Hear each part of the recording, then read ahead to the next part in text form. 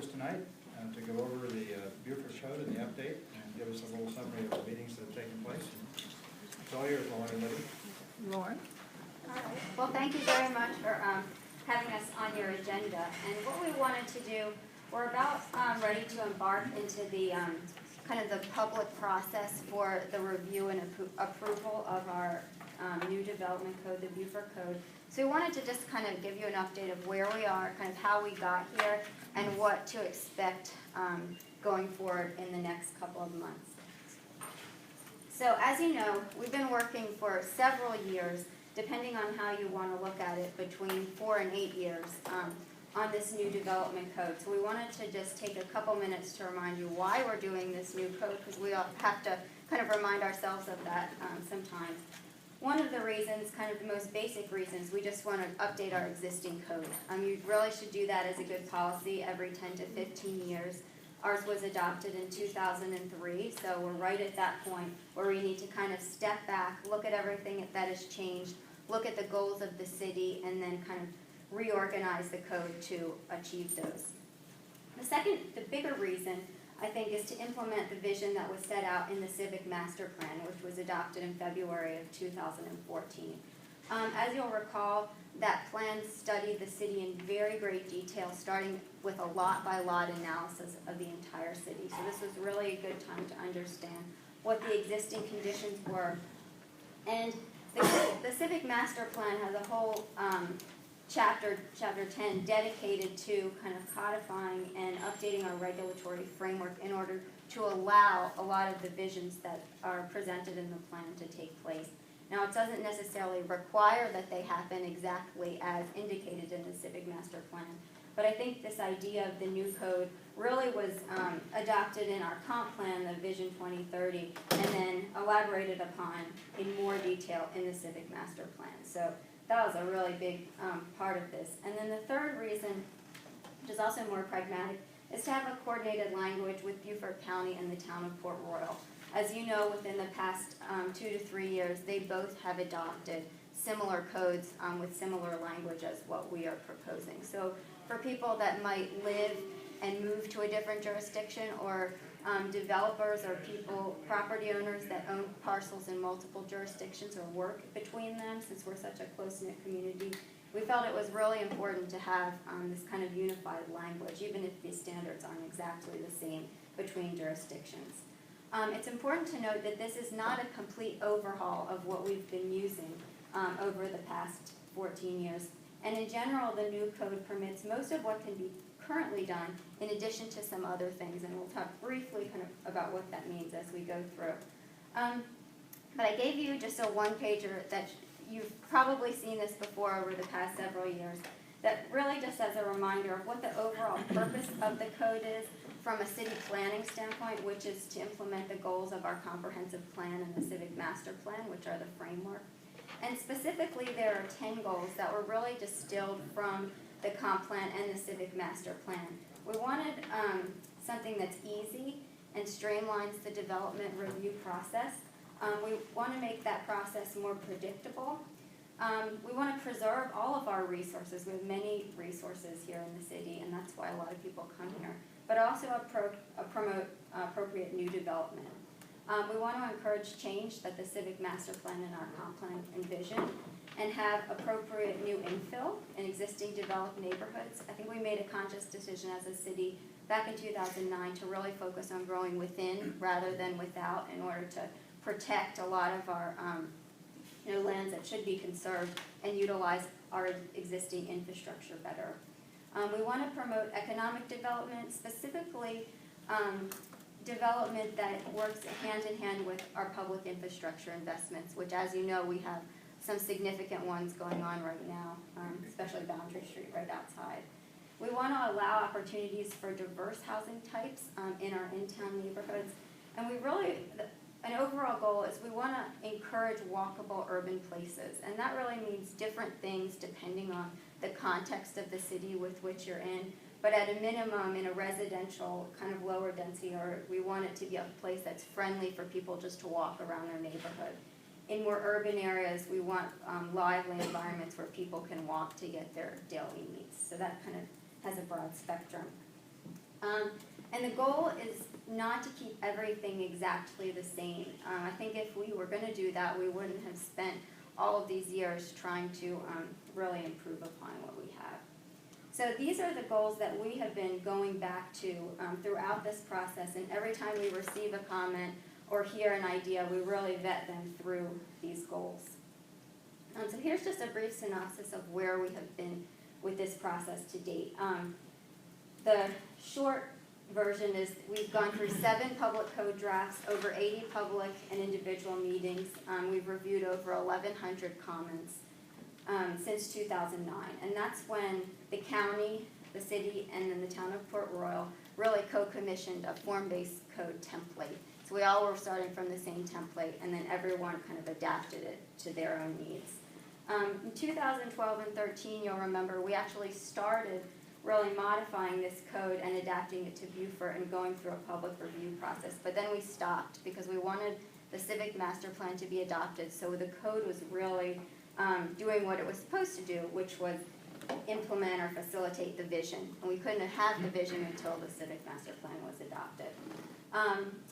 In 2015, we organized a technical review committee made up of members from our boards and commissions, along with several city council members. I think Phil Cromer and then George O'Kelly were involved in that. And they produced over 200 recommendations. In April of 2016, we had 15 public meetings with an additional 200 comments. And then in the summer, we put out a new draft and started through the planning commission process, and then kind of paused in order to do a little bit more research and analysis of our residential neighborhoods, and also to have, we were approached by a development group of local developers and people in that industry to really sit down and meet more individually. So we did that in 12 meetings with them, and the combination of that produced over 700 comments. So all of that, to this point, was taken into consideration for the draft that was put out at the end of January 2017. So that's what this is. Hopefully everyone of you that wanted one has received a copy. If you haven't, and you want a hard copy, please let us know. It's all available on our website. We also produced a new regulating plan or zoning map at that time.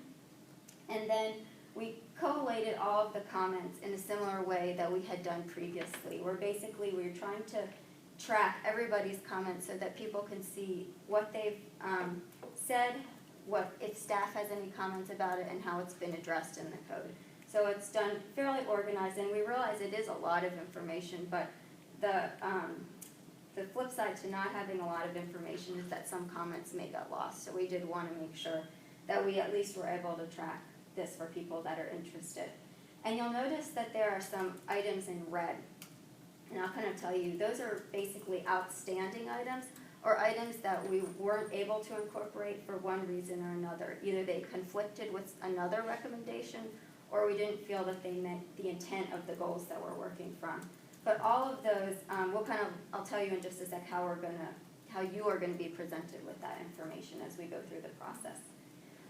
One thing that we did during the time between September and January was we really tried to understand exactly how this new code would impact existing neighborhoods, because that was a question that we got a lot. What is this going to do to my neighborhood? So from all this research, we analyzed several different areas of the city. We realized this is not Spanish Point, but in Spanish Point, we can now tell you that there's 140 lots, 17 are vacant, 8 are non-conforming. Currently, under our current code, you could do 4 by right lot splits, and under the new code, you may be able to do 1 or 2, depending on the side setback. It was a little too imprecise to tell you that for sure. So we're trying to really understand so that if someone asks us or asks you, what's this impact on a specific neighborhood, you know the answer to that. This is one where I just wanted to walk through so you can kind of see the level of detail that we put into this analysis. This is the 100 Pines and West End neighborhood.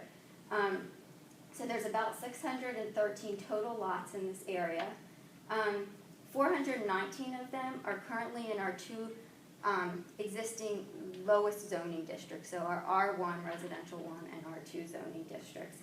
And we highlighted those because those are the ones that have the biggest lot. So the idea of going to a smaller lot, it could potentially have the biggest impact on that neighborhood. So those are the two different zoning districts. About 261 are converting to the lowest density in the new code, and about 158 are going to the next lowest density, T3N.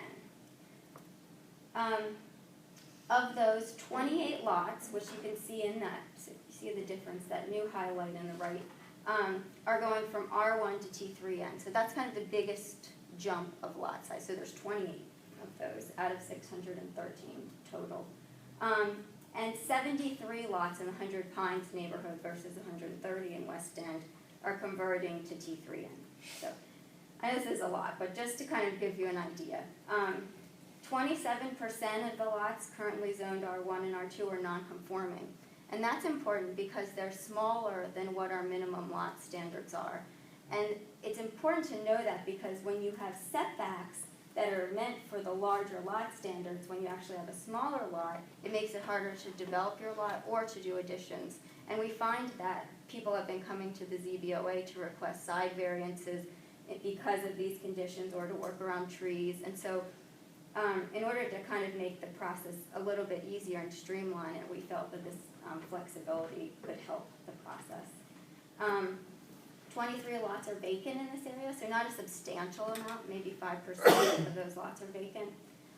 So looking at what could be done currently, if we did no changes to the code in these neighborhoods, you could do 83 by right lot splits. So you could add 83 lots to those, 419 kind of subset. If you look at what the new code is proposing right now, by right you could add 25 additional lots to that.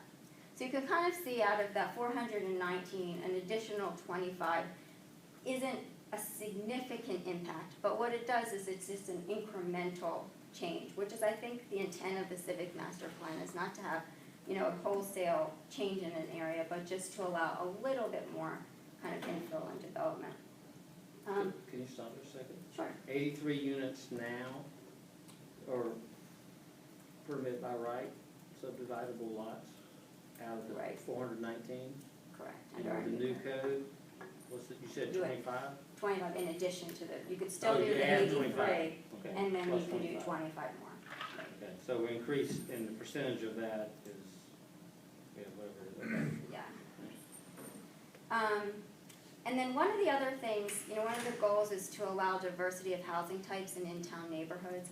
And the translation to that in the new code in one way is to allow in this T3N, T3 Neighborhood Zoning District, allowing certain lots to contain a building that's not a single-family detached residence. And in this case, it's a 2 or 3 unit building. So we've had a lot of comment about that from these neighborhoods because they're used to being primarily single-family detached, and I think they still will be. So we wanted to see what that looked like. So if you look at what's in light purple on kind of the middle of the screen around Hermitage Road, those are existing duplexes in the 100 Pines neighborhood. The darker purple in the corner at Reba Road, I think in Depot, those are actually multifamily units that have at least 6 units, I think a little bit more. Those are just bigger houses that were converted to multifamily. Those are currently non-conforming and actually still would be non-conforming in the new code. So we looked at what would happen under the new code. So basically, you couldn't do any more multifamily buildings, which have 4 or more units, because those aren't permitted in this district. And you could potentially do 6 2 to 3 unit buildings in this whole area. So that's 12 to 18 additional dwelling units, because they're while the new code allows you to do more things, it also kind of brings conditions if you want to do them. So in this particular instance, there are design standards for these buildings to ensure that they kind of blend into the neighborhood. There's setback standards for parking to make sure that parking's not in the front yard. So there are kind of some safeguards to prevent things that we felt would be unsuitable in these areas from entering kind of into the area. So the idea is that it's not necessarily so much of what's inside the building, but what it's used for. And so just because you're allowed to do it doesn't mean you necessarily would be able to do it.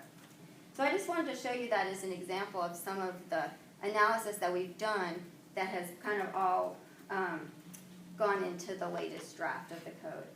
So with regards to kind of what the process is going forward, we're beginning work sessions with the Planning Commission starting, I think it's on March 3rd, or March 2nd next week, and I gave everybody a schedule. And we have 3 work sessions with the Planning Commission scheduled. And I would imagine the process is going to be fairly simple once we move to this city council work sessions too. So what we have planned is that in order to get through this, because it is a complex document, we're going to be providing the members with summaries of each article that are going to show the chapter equivalent in our current code, any major or minor changes, and any outstanding items. And these are really those red items from the public comment sheet. So anything that hasn't been addressed or hasn't been fully addressed is going to be listed separately and given to the Planning Commission members. And then we're also going to discuss with them, why staff didn't feel they met the goals that we were trying to meet, or why they may have not been fully brought into the new code. But those are really outstanding items, and we hope that that will help the Planning Commission come up with a list of things they recommend this code with the following changes, and then that's what we presented to the Well, council. just a question. Sure. Do you think that commission's also going to ask, what's the difference between ours and Port Royals and the counties, because they're representing all 3? They may, and we've been really studying that to make sure that when 2 districts, like on Ladies Island, for example, what kind of goes back and forth, to make sure that they're all compatible, looking at similar standards. So if someone annexes, they're not necessarily, it tends to be an upzoning when you annex to the city, so we wanted to make sure that we weren't not letting them do something maybe that they could do in the county, but we can certainly go through that. We're prepared if they ask that question. I'd say so. And then we're also going to present them with potential revisions that we have been working on to date, and that's what we'll probably expound upon as we go through that process. Some things we asked of them, we gave a similar presentation last night, is when we receive public comment, which we've received a lot of it and it's been really good and helpful, we want to make sure that it's accurate, because this is a complex code. We've gone through a lot of iterations of it, and so sometimes it's hard to keep track of what was February of last year versus the May draft. So we want to have the opportunity to make sure that if something isn't accurate or isn't fully accurate, we can let everybody know what's really in the code. And we also want to understand, as people are commenting, and as we have comments, kind of the rationale behind those. And we think that that is really important.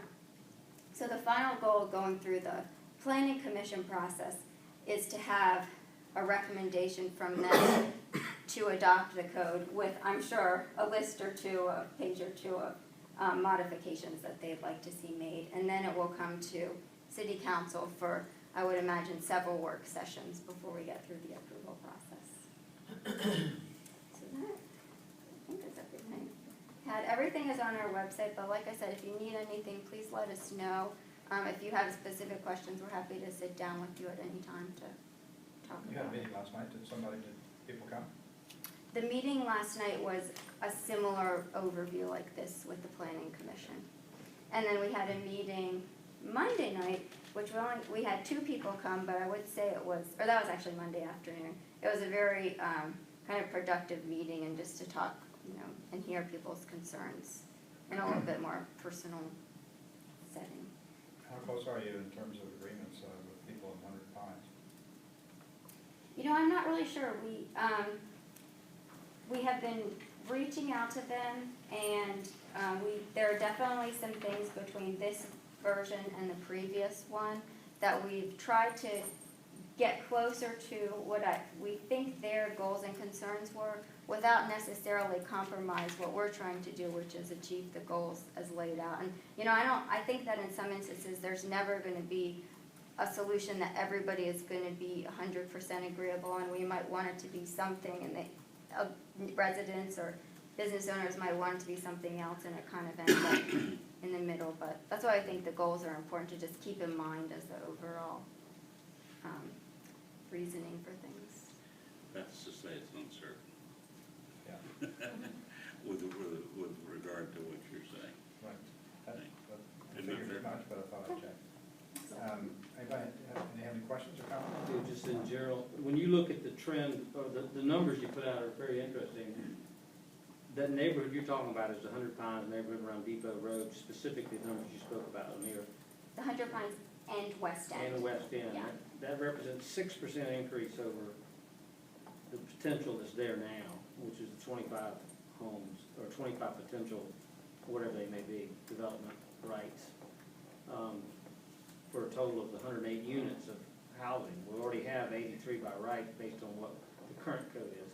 How does that, if you look at the analysis across, like Spanish Point's different because it numbers way lower based on what you stated.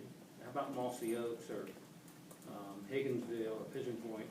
The other area we studied in detail is Higginsonville and Pigeon Point, and I don't have all of those numbers together, but we will by that I mean, time. it's an interesting, it may not be a benefit as a talking point. I mean, I think it will be a benefit as a talking point if you're trying to sell the code, but the reality is the impact is a lot less than I thought it would be from what I'm hearing you state based on what the public were pushing back at the beginning of the process about the changing neighborhoods. I mean, the fact of by right development,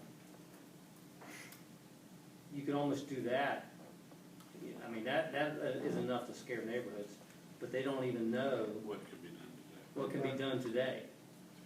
And so when you say we're only talking about 6% potential change, and that's not alarming to me, but it's still going to be alarming to some neighborhoods. Any kind of change is going to be alarming. So I think it goes back to your point of, yeah, you could be here and here, but there is a middle. It seems like that's a comfortable margin when you're at 6%. And I think that's why we did those, I brought those two neighborhoods here, because Pigeon Point and Mossy Oaks, in general, the comments that we've heard are, you know, when is the code going to get adopted? What am I going to be able to do with my property? I wouldn't say we've heard a lot of comments in either of those areas from people, but those are the only comments we've kind of heard. And so that's why we focused on the ones where we heard more concern. How about the Old Point and the comments? Any more, have they been to the table as well? We had a meeting with Historic Beaufort Foundation Preservation Committee on the 2nd? Thursday, yeah. So it's actually in the morning, or the afternoon before the Planning Commission workshop. There really haven't been any substantial changes to the point in the Old Commons, basically, between code drafts or from our current ordinance, aside for some height reductions, I would say. Any other comments or questions for Lauren? Anybody in the public? Well, thanks, Lauren, for doing all this work. I know it's extremely time-consuming, but it's a major change and a major opportunity at the same time. So thank you, and Libby, for putting all this together. You're welcome. Does anyone else need this